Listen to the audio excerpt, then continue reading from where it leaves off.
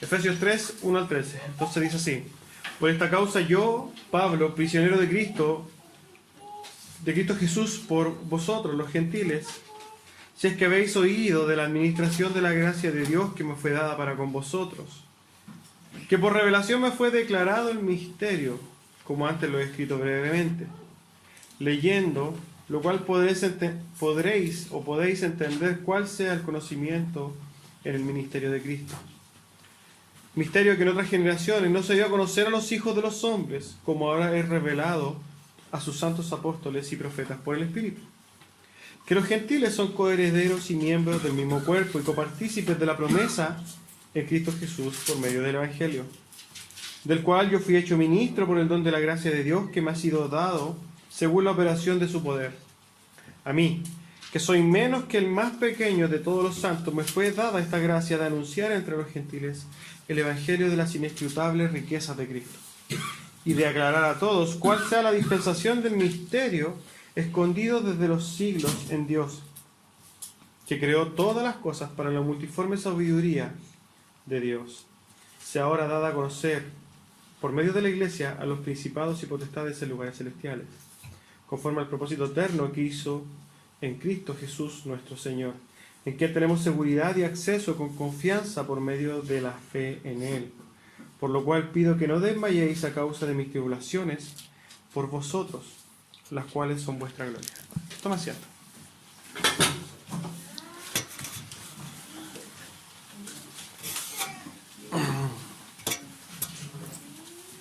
Si ustedes se fijan, son bastantes versículos, ¿cierto?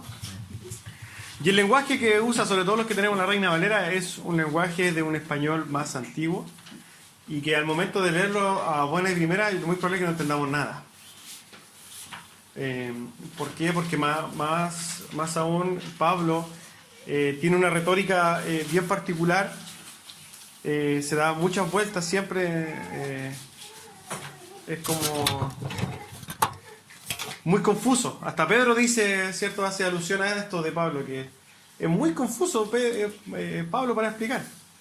Tanto así que muchos indoctos usan esta confusión para traer herejía a la iglesia. Pero cuando nosotros empezamos a profundizar y estudiar el texto, nos va a dar claridad de lo que efectivamente dice. Si ustedes se fijan, el título es el ministerio de Pablo. Ministerio, para los que no conocen la palabra, quiere decir servicio. En otras palabras, el servicio de Pablo. Ahora, dice a los gentiles. ¿Por qué? Porque Pablo tenía un servicio específico que dar, y ese servicio específico para Dios, claro, era orientado ¿a quién? A los gentiles. Es por eso que en algunas partes, o ahí en el subtítulo dice el ministerio de Pablo a los gentiles. Amén. A modo de introducción, entonces, les voy a contar una historia. Una historia que alguna vez la escuché por ahí hace muchos años. No sé de dónde la habré sacado, creo que está en mi mente. Hay muchos lugares donde hay persecución sobre la iglesia, ¿cierto? Hay muchos lugares donde nuestros hermanos son perseguidos. Yo no sé si esta historia es verdad o no, pero muestra algo bueno. Estaban en una iglesia, un grupo de hermanos, y viene el ejército, que en este caso representaba al gobierno, estaba liderado por un tirano que perseguía a los cristianos, un comandante, debe haber sido algún capitán, no sé, general. Y entran a la iglesia, interrumpen el culto y les dice: ustedes tienen 15 minutos para comprobarme que existe Dios. Si ustedes no lo hacen, los vamos a matar a todos. De hecho, es muy probable que incendiemos la iglesia con ustedes adentro. Imagínense que nosotros estuviéramos aquí y del gobierno dicen y vienen y nos dicen esto. Cuando nos contamos una historia, suena... es una historia. Pero si tratáramos de hacerlo nosotros vivido para nosotros, sería impresionantemente difícil, traumático. Pero ¿qué pasó en esta iglesia? Se generó una revuelta, obviamente los hermanos se asustaron. Pero apareció una señora. Una señora se levantó, una de las hermanas, y le dijo al general, que vamos a ponerle nombre NN, toma una naranja, esta hermana toma una naranja y le pregunta: ¿qué sabor tiene esta naranja? A lo que el general le dice, no sé. Y ella le dice, ¿por qué no sabe? Porque no lo he probado, le dice la hermana. Porque no lo ha probado. Entonces la hermana le dice, Cristo es lo mismo. Usted tiene que probarlo. Una apología o una apologética súper simple de ella, que ¿cómo se llama este apologeta bien conocido? William Lane Craig se agarraría a las mechas, pero para una persona simple bastó para que ese general cuente la historia que se convirtió al cristianismo y después se transformó en un defensor del cristianismo en una sociedad que era perseguida. No sé si esta historia es real, puede que sí, puede que no, pero nos habla de una verdad, y es que nosotros, como hijos de Dios, hemos probado o tenemos que probar y probar profundamente algo que es tan valioso que el mundo no conoce. Esto es solamente a título y a modo de introducción. Y respecto de esta persecución, alguien anónimo dijo lo siguiente: la persecución es buena para quienes aman a Jesús profundamente. Es buena. Pero no es buena para quienes aman a Jesús solo un poco. Amén. Yendo al contexto, ¿ya? Nosotros estábamos hablando en el capítulo 2 de que Pablo empieza a mostrarnos que nosotros somos un pueblo con los judíos, ¿cierto? Somos un pueblo nuevo, una familia nueva, la iglesia. Y que esa iglesia tenía ciertos fundamentos que eran inamovibles. ¿Recuerdan? Que era la enseñanza, la doctrina enseñada por los apóstoles y profetas como fundamento. ¿Y qué más aún? Cristo como piedra angular era el que determinaba todo lo que el edificio iba a construir. Pero aquí en el capítulo 3, Pablo empieza a hacer empieza a hablar de él, empieza a hablar de su ministerio, empieza a decir, bueno, por esta causa yo, cuando nosotros nos vamos al texto, por esta causa yo, prisionero de Cristo por vosotros, los gentiles, ¿cierto? Por el bien de ustedes los gentiles, si es que habéis oído de la administración de la gracia que me fue dada para con vosotros. En otras palabras, lo que está hablando Pablo les dice, ustedes ya saben que a mí se me ha encargado este ministerio.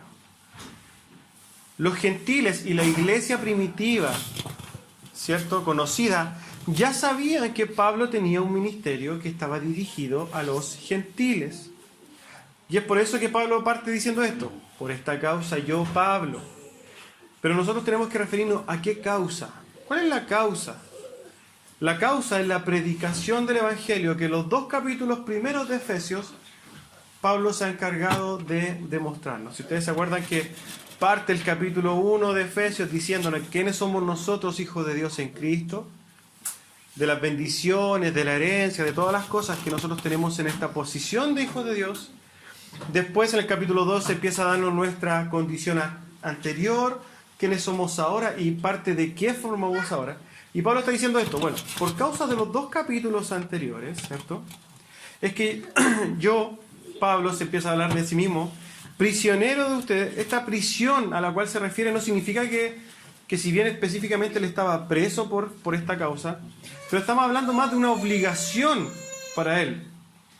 Él estaba preso en sentido físico, porque se acuerdan que estaba preso en Roma, pero también estaba preso en el sentido de sentirse obligado.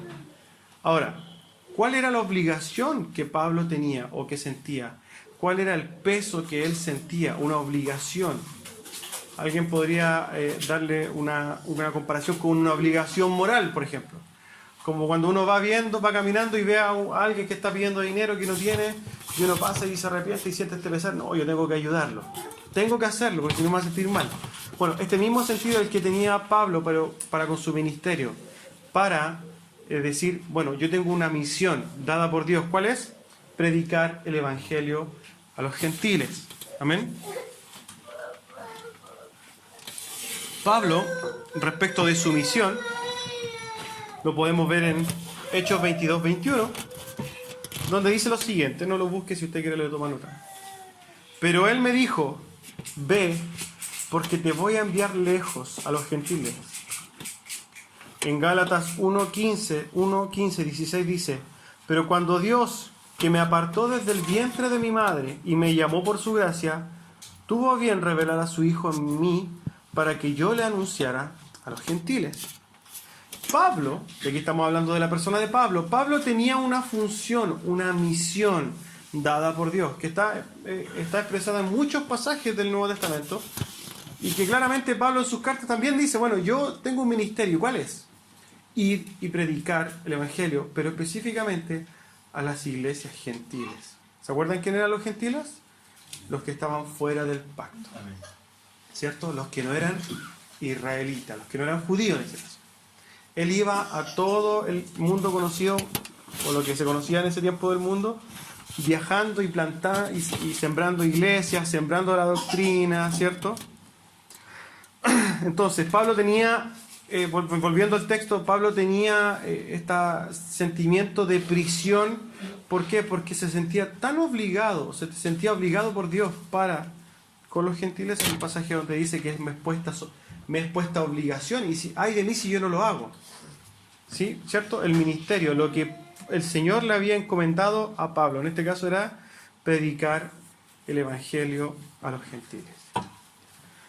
Ahora bien,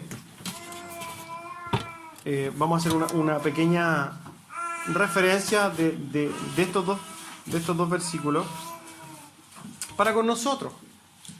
Y esto tiene que también ver con el contexto general del pasaje y lo que queremos tocar. Pablo tenía un ministerio, Pablo tenía una función, Pablo tenía una obligación, una tarea dada por Dios, ¿cierto?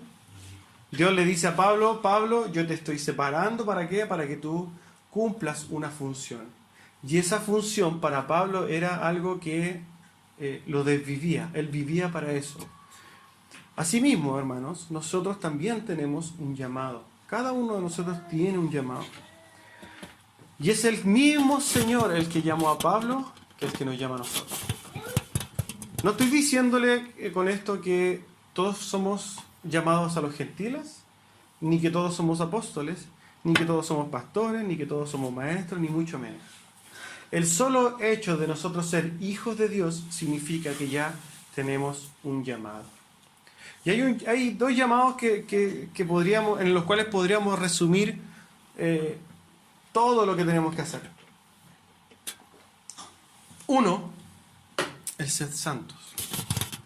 Nosotros somos llamados a ser santos. 1 Pedro 1:16 dice, porque está escrito, sed santos porque yo soy santo. La santidad es algo que nosotros como hijos de Dios tenemos que buscar, porque se nos es impuesta esta obligación, porque nosotros deberíamos sentirnos obligados como hijos de Dios a buscar ser santos. Algunos podrían preguntarme entonces, ¿y qué significa ser santo? Bueno, la palabra santidad significa ser apartado, ¿cierto? Entonces, en otras palabras, y para hacerlo simple, nosotros somos llamados a ser apartados. No solamente ser apartados del mundo, sino que tratar de buscar el sentido espiritual de esto. Tratar de entender que el ser santos, el ser apartados tiene que ver con mis pensamientos, con lo que yo veo, con lo que yo escucho, con lo que yo digo, con lo que yo ocupo mi tiempo, con lo que yo deseo, anhelo. Hay muchas cosas en las cuales estamos hablando de un contexto general de todo, en lo que nosotros significaría ser santos. Ahora, una de las cosas más importantes es que cuando nosotros somos apartados para Dios. En ese sentido, lo que nosotros como hijos de Dios tenemos que hacer es buscar a Dios. En ese ser apartado, en ese ser santo, tenemos que nosotros santificarnos ¿para qué? Para buscar a Dios. Tenemos que encargarnos de buscar a Dios. Y eso nos va a separar de nuestra forma de vivir con la forma de vivir del mundo. Amén. Entonces, si bien Pablo, y esto quería hacer mención, si bien Pablo tenía un llamado específico que era el ministerio de llevar el Evangelio a los gentiles, nosotros tenemos un llamado a ser santos. Pero también tenemos un llamado a obedecer. Y en ese contexto de obedecer, tenemos muchas cosas que hacer, ¿cierto? orar, ir y hacer discípulos, una de las misiones por excelencia de cada uno de nosotros, ir y hacer discípulos. Y hacer discípulos no solamente ir y predicar el Evangelio, que también es una, pero ir y hacer discípulos. Nosotros, no solamente si por ejemplo le predicamos a alguien, yo le voy a predicar a mi mamá, y yo le predico el Evangelio, no solamente significa predicar el Evangelio, significa ser discípulos, significa estar con ellos, enseñarles, estar preparados, por ejemplo, para sus preguntas.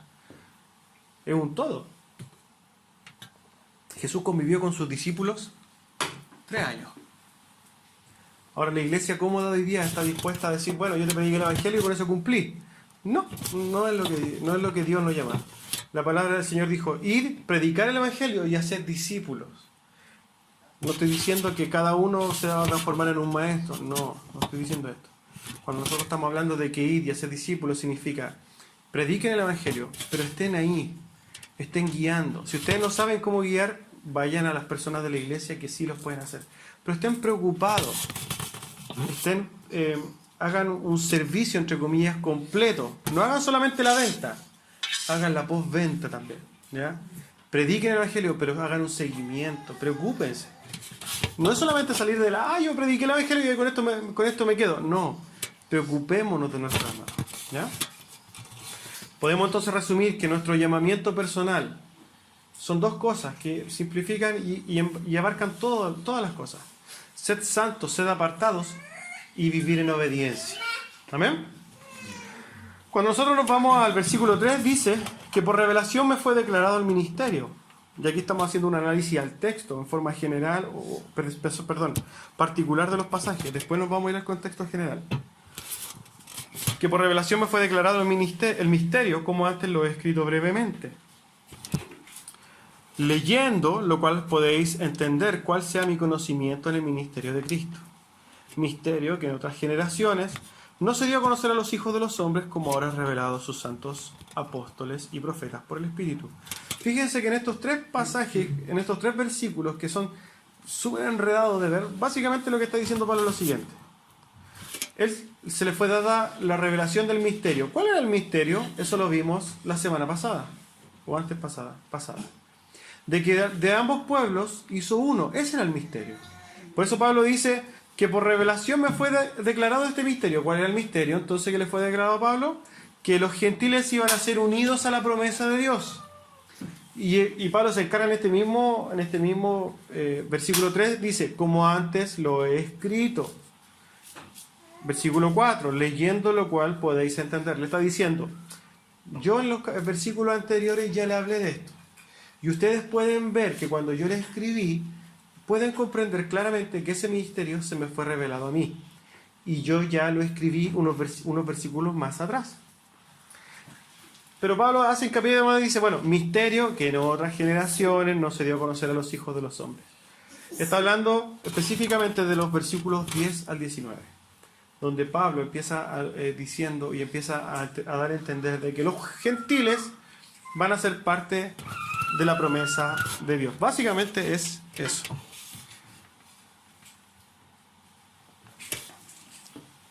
El designio secreto, ¿cierto?, es que los gentiles son coherederos y miembros del mismo cuerpo y copartícipes de la promesa de Cristo por medio del Evangelio. Entonces ya no existen 2 pueblos, existe un pueblo, existe una misma herencia, existe un mismo cuerpo, una misma promesa, un mismo Salvador, un mismo cielo. No hay 2 cielos como algunos piensan, que hay cielos para los gentiles y cielos para los judíos. No, es un cielo. Así que cualquier cristiano antisemita va a tener que compartir el cielo con un judío, ¿ya? Versículo 7, del cual yo fui hecho ministro por el don de la gracia de Dios que me ha sido según la operación de su poder. En otras palabras, Pablo está diciendo, yo he sido puesto al servicio de este mensaje solamente por la bondad y la misericordia de Dios. O sea, seguimos tratando de entender estas palabras confusas de Pablo. Pablo le fue dada una misión, y esa misión no fue porque Pablo era una máquina espiritual, no era porque Pablo era un superhombre, no. Él dice, esto fue puesto, ¿por qué? porque Dios fue bondadoso conmigo y fue misericordioso. Asimismo, el llamado que nosotros tenemos a ser santos, a ser obedientes, a ser hijos de Dios, también fue dado ¿por qué? ¿Porque nosotros éramos súper buenos dentro de nuestro corazón? No. ¿Nosotros recibimos la gracia de Dios porque lo merecíamos? No. No, hermano. Así como Pablo recibió este ministerio de ir a los gentiles y que le costó la vida, ojo, que sufrió por eso. Nosotros somos llamados a ser santos y también vamos a tener nuestras persecuciones. Pero esto no fue porque éramos lindos, no. De hecho, casi ni uno de nosotros cumple con esa... No, es solamente porque Dios tuvo bondad y misericordia de nosotros.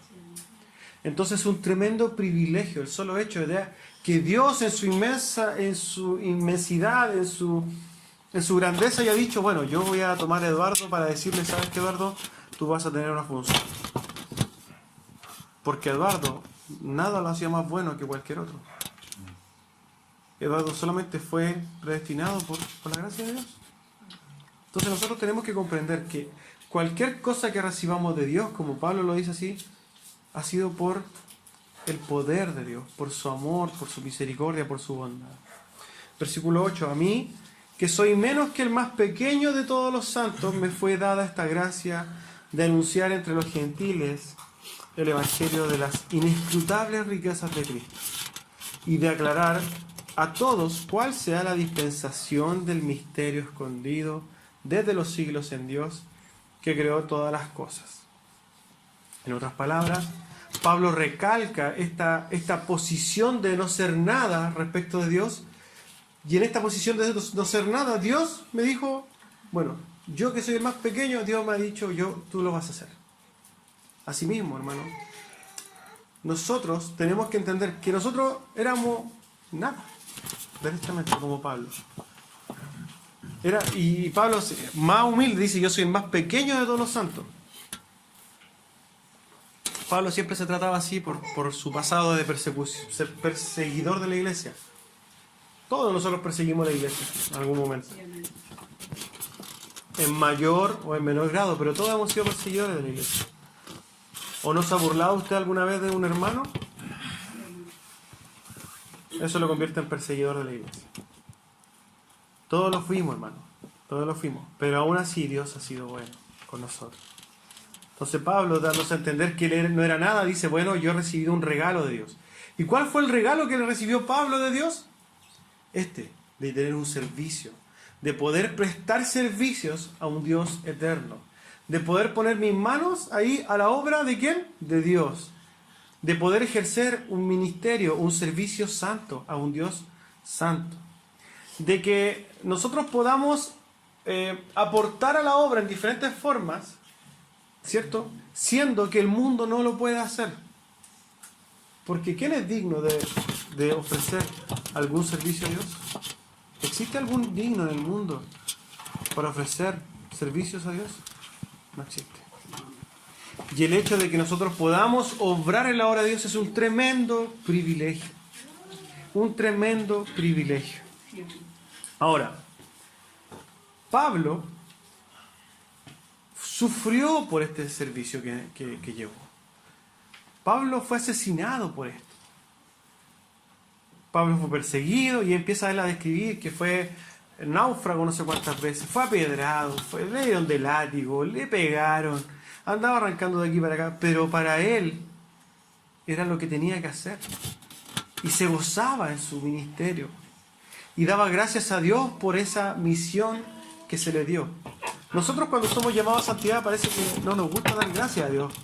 De hecho, no nos gusta morir a nosotros mismos.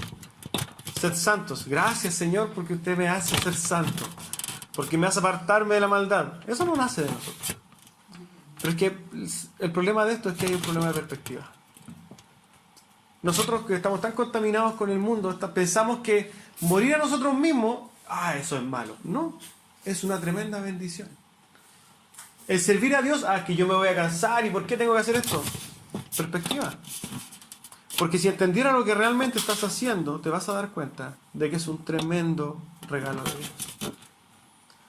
Servir no es una carga, es un privilegio. Es que tenemos que ir al culto, que fome. El culto no es una obligación. Yo tengo que ir. No. El servicio al Señor es un tremendo regalo que Dios nos da de poder estar reunidos en torno a su palabra y sobre todo en torno a Él. Es un regalo, es un refugio, es un oasis en el desierto.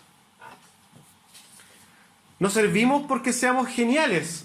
Yo tengo los tremendos dones. No servimos por eso. Servimos por misericordia.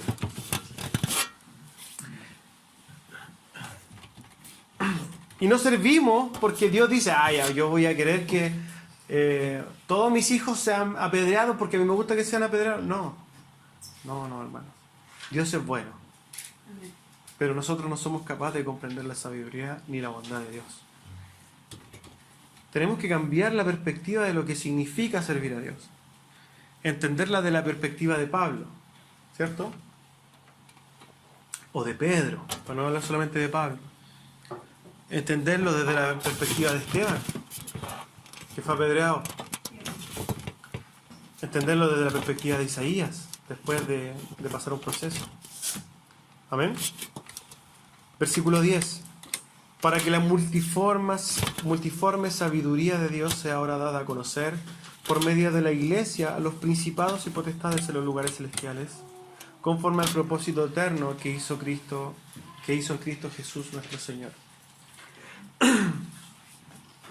La verdad que nosotros tenemos que comprender que este misterio, este regalo de Dios a los gentiles y a los hombres, ni siquiera las entidades celestiales lo sabían. El plan de Dios está velado para ellos mismos. A modo de referencia, y una referencia súper burda, pero da a entender esto. El otro día, nosotros vimos los Avengers, ¿cierto? La película de los Avengers. Y ustedes saben que, por ejemplo, los Avengers, muchos graban sus escenas y ni siquiera saben con quién están peleando, ni siquiera saben con quién van a salir, no entienden nada. Ellos le dicen, hace esto, otro, y después atrás en el plan, cuando se edita, se pega. Me imagino yo que así mismo es algo con los ángeles. Él le dice, bueno, pues hagan, pero el plan de Dios está velado para ellos, no saben lo que están haciendo. Es una referencia burda, pero da a entender esto. El Señor dice a través de Pablo que este secreto no está enseñado a los... Ya estamos hablando de todas las entidades celestiales. Dice, no. Esto dice, por la multiforme sabiduría de Dios que ahora es dada a conocer por medio de la Iglesia a los principados y potestades. Ahora, en este tiempo que ya la Iglesia se ha manifestado, bueno, ya desde el segundo siglo, desde el primer siglo en adelante, recién después de ese tiempo las entidades y potestades supieron de lo que el plan de Dios se había manifestado para con los hombres. ¿Amén? Ahora, también nosotros tenemos una condición diferente. La misericordia que nosotros recibimos, los ángeles caídos no la recibieron. Nosotros tenemos una posición totalmente de privilegio respecto a Dios. Cuando Satanás se rebela contra Dios, ellos no recibieron misericordia. ¿Qué recibieron? Justicia. ¿Cierto? Ellos lo tuvieron, que Cristo murió por los ángeles, ¿no? Ellos recibieron justicia eterna. Pero nosotros recibimos misericordia. Ahora fíjense lo que dice el versículo 11. Conforme al propósito eterno que hizo en Cristo Jesús nuestro Señor. ¿Se acuerda que la semana pasada hablamos brevemente de la teología del pacto? Espero que lo haya hecho. Espero que se acuerde. Uno de los pactos, y el primer pacto, era el pacto de redención, ¿cierto? El pacto en el que el Padre, el Hijo y el Espíritu Santo acordaron en la eternidad pasada que salvar a los hombres. A sus hijos en este caso.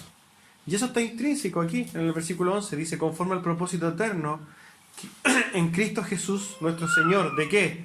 De que iba a salvar, está hablando del contexto anterior, de salvar a los gentiles, de salvar a los hombres.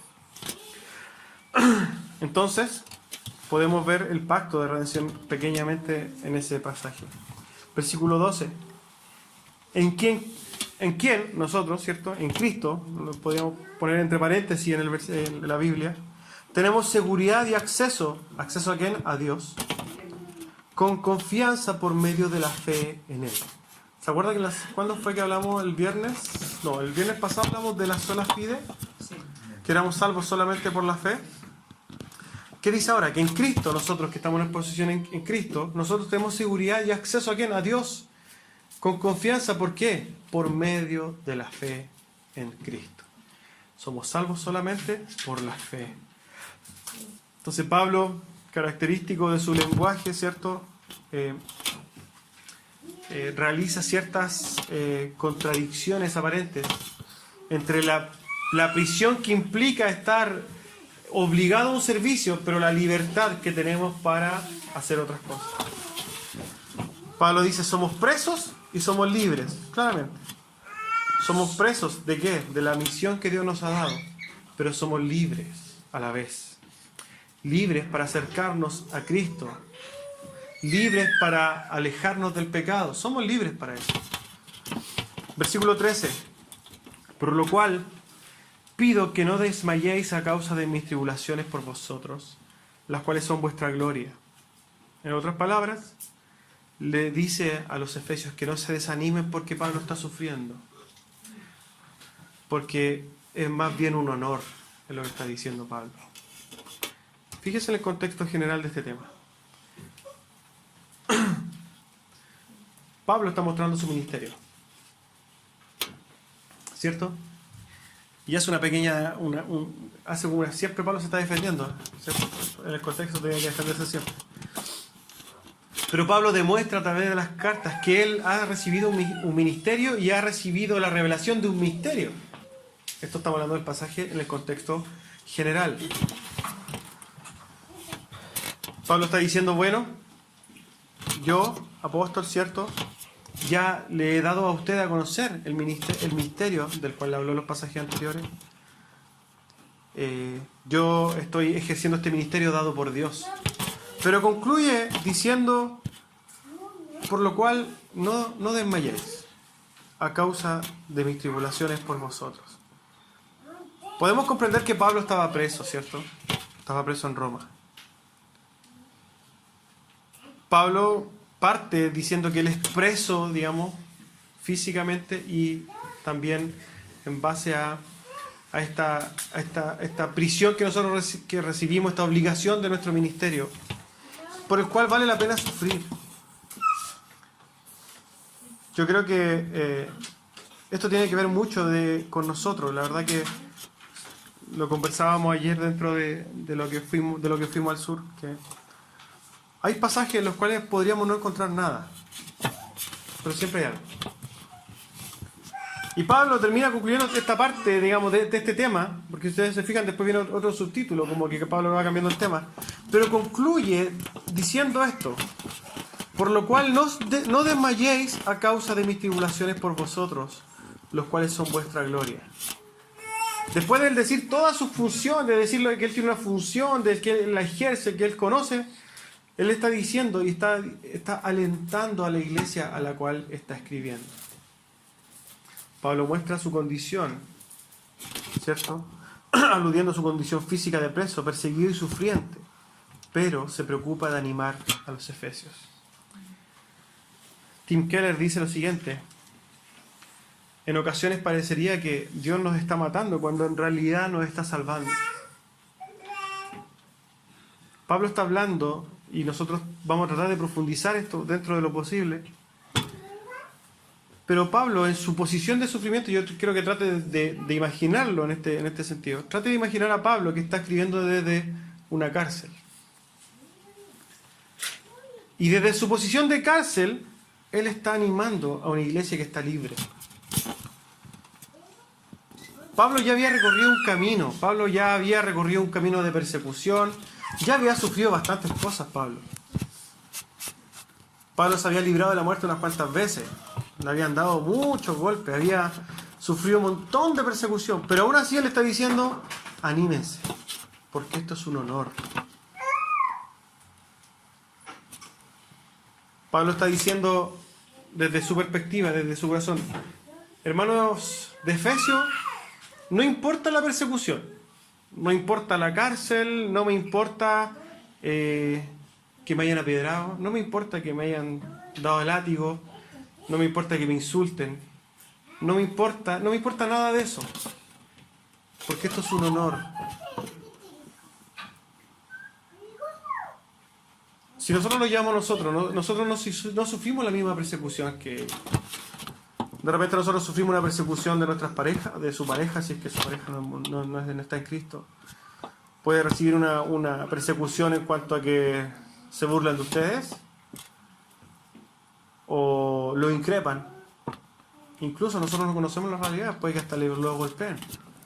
¿Por qué? Porque usted se supone que va, entre comillas, a la iglesia.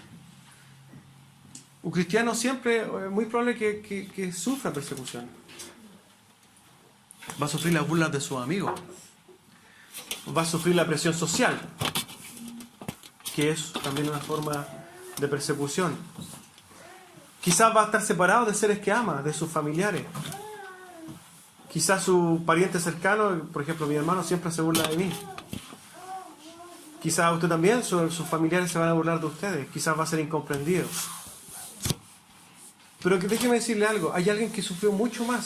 Ya hay hermanos que han sufrido mucho más, pero que entienden que ellos han probado a Cristo y vale la pena. Es mucho más grande Cristo que cualquier persecución posible de cualquier tipo. Nosotros somos perseguidos hasta por nosotros mismos. Cuando no queremos morir a nosotros mismos, cuando nosotros tenemos esta batalla en la mente, también estamos sufriendo una persecución de nuestra propia carne. Pero el convencimiento que está tratando de decirle Pablo a los efesios, anímense, hermanos.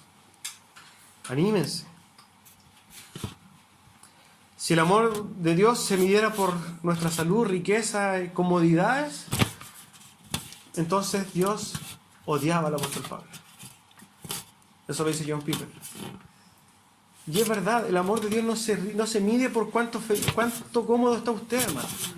El amor de Dios está ahí, inamovible, pero Él controla la vida. Los efesios también se sufrían persecución. Era una de las ciudades más idólatras que había. Donde estaba la Diana de los efesios, donde toda la sociedad era idólatra. Y donde este pequeño grupo de cristianos empezó a crecer, pero empezó a ser perseguido. Había ciudades cerca en las cuales la persecución era más terrible aún.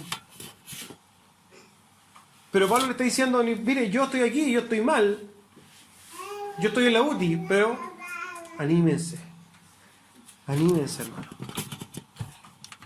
Tenemos que confiar en que Dios es soberano, incluso en la persecución que nosotros podemos sufrir. Incluso, aún cuando Cristo nos muestre cosas que nosotros no queremos para nosotros. Entendamos que Dios es soberano. Y entendamos que Él nos conoce más a nosotros que nosotros mismos. Y que todas las cosas que pueden sucedernos son para nuestro bien. Romanos 8:28 no está escrito de más. No es que se le escapó a Pablo diciendo, hoy voy a escribirlo para que ustedes darle ánimo. No, es palabra de Dios. Porque a sus hijos todas las cosas le ayudan a bien. Vale la pena, hermano. Vale la pena la persecución. Vale la pena que puedan pasar. Los problemas que ustedes pueden tener. Si usted lo compara con Cristo, no hay punto de comparación. No existe un punto de comparación. Tenemos que tener confianza entonces que Dios es soberano en todo, y entender que a pesar que estemos en medio de una tremenda tribulación, Dios está siempre en control. Ahora bien, dentro de que Pablo tenía una función, nosotros también como iglesia tenemos ciertas funciones. Y una de esas funciones también es, como lo hizo Pablo, animarnos los unos a los otros. Hebreos 10, 24 y 25 dice lo siguiente: y considerémonos los unos a los otros para estimularnos al amor y a las buenas obras, no dejando de congregarnos como algunos tienen por costumbre, sino exhortándonos, y tanto más cuando veis que aquel día se acerca. Nosotros nos damos cuenta que el día de Dios se acerca. Es cosa que nosotros pongamos las noticias y nos damos cuenta que el mundo está cada vez peor. Y Pablo está diciendo, bueno, iglesia. No es Pablo, no sabemos si lo escribió, pero en hebreo la palabra de Dios dice lo siguiente: considerémonos los unos a los otros, animándonos entre nosotros. Porque incluso yo también me puedo caer, yo también puedo pasar mis procesos. Y si yo me caigo, ¿quién va a estar? El cliché va a decir, aquí está Cristo, ¿cierto? Pero ¿saben qué? Cristo está en nosotros. Ustedes van a necesitar de su hermano tanto como su hermano de usted.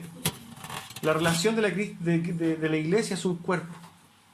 Y tenemos que nosotros ayudarnos y consolarnos y animarnos, estimularnos los unos a los otros.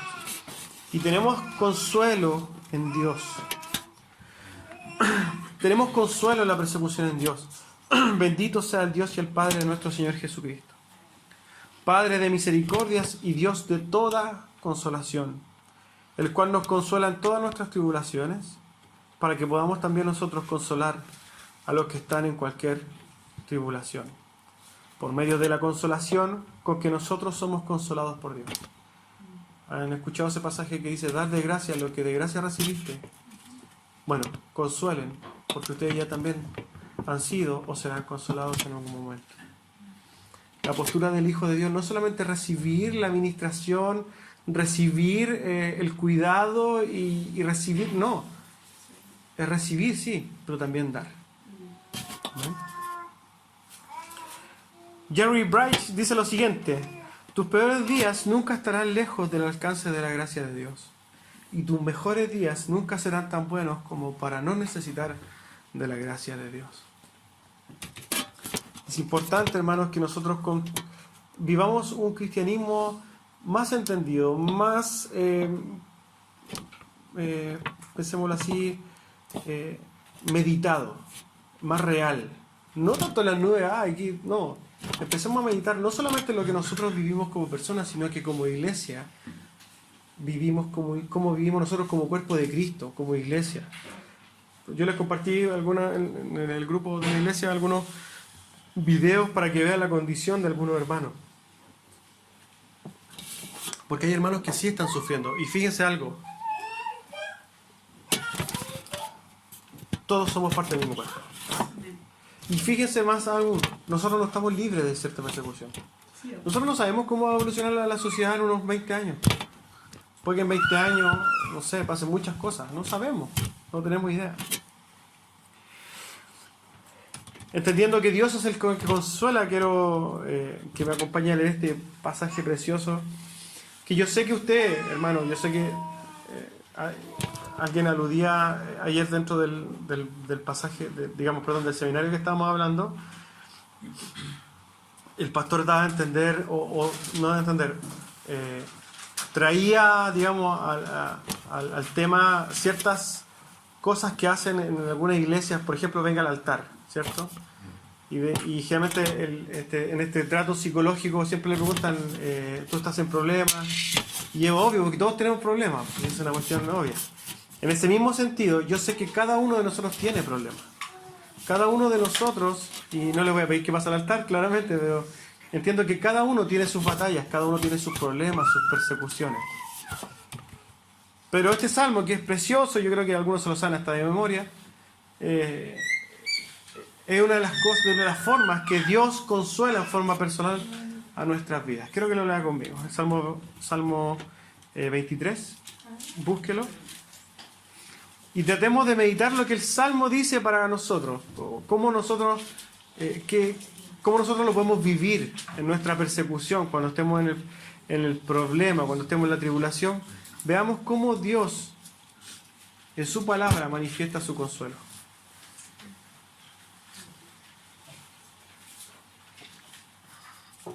Dice así: Jehová es mi pastor, nada me faltará. En lugares de delicados pastos me hará descansar. Junto a aguas de reposo me pastoreará, confortará mi alma. Me guiará por sendas de justicia, por amor de su nombre. Aunque ande en valle de sombra de muerte, no temeré mal alguno, porque tú estarás conmigo. Tu vara y tu cayado me infundirán aliento. Aderezas mesas delante de mí en presencia de mis angustiadores. Unge mi cabeza con aceite. Mi copa está rebosando. Ciertamente el bien y la misericordia me seguirán todos los días de mi vida. Y en la casa de Jehová moraré por largos días. En Apocalipsis 7:16 dice lo siguiente: y no tendrán hambre ni sed, y el sol no caerá más sobre ellos, ni calor alguno, porque el Cordero que está en medio del trono los pastoreará y los guiará a fuentes de aguas vivas. Y Dios enjugará toda lágrima de los ojos de ellos. Nosotros ya vivimos en el cielo, ¿sabían eso? Pero vivimos en una parte del cielo, en la parte terrenal del cielo, donde estas promesas quizás nos traen el consuelo en nuestros problemas.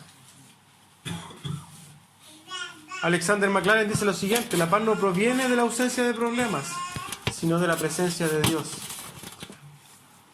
En esta parte del cielo, en lo terrenal, nosotros en nuestros problemas tenemos la consolación de Dios, el cariño de Dios a través de su palabra. Pero en Apocalipsis nos dice lo siguiente: cuando estemos allá, en la otra parte del cielo, hermano, el pastor no voy a ser yo, va a ser Cristo. Y ahí todos vamos a tener la paz. Amén. Quiero concluir con el pensamiento, ¿cierto?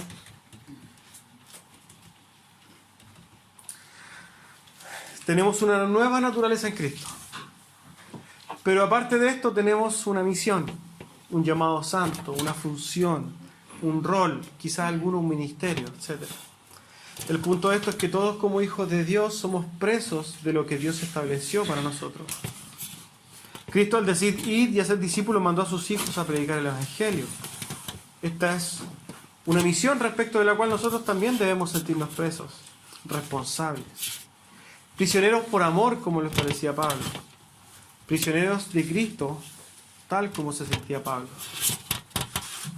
También somos llamados a ser santos, apartados, buscadores de Dios, obedientes. Somos llamados a redimir el tiempo. Somos llamados a conocer a nuestro Dios. En el sentido general, que la vida misma del Hijo de Dios es una misión, tenemos que sentir el peso y sentirnos prisioneros en nuestra vida entera. Pero esta misión no es dura. Esta prisión es, como dice Pablo, una libertad. Somos libres de poder vivir sin la esclavitud del mundo. Somos libres para resistir el pecado. Somos libres para vivir vidas llenas y plenas con un propósito, cosa que el mundo no tiene. Un propósito también que es santo y es dado por Dios. El vivir en santidad no es un sacrificio, sino un lugar maravilloso donde caminar seguro. Es un refugio para los hijos de Dios. Este caminar establecido por Dios llevará dolores, llevará persecución, llevará burlas, agravios, para algunos cárcel, incluso la muerte. Pero eso no importa, porque estar en Cristo vale eso y mucho más. No importa cuánto sufrimiento, no importa cuánto es lo que se pierda en el camino, no importa lo que cueste. Porque al ocaso de la vida podremos palpar que todo valió la pena.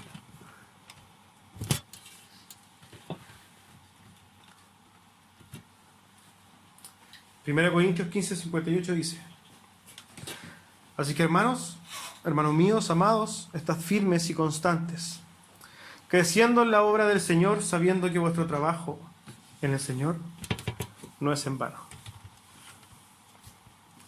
Y me quiero quedar con este pasaje, que son palabras de Cristo, y trato de imaginar que Cristo está aquí diciéndolas.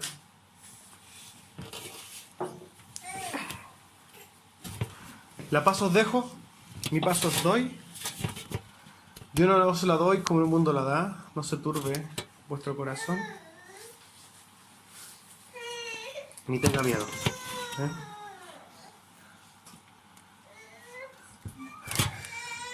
George Mueller dice lo siguiente: las dificultades son la comida con la que la fe se alimenta. Amén. Oremos.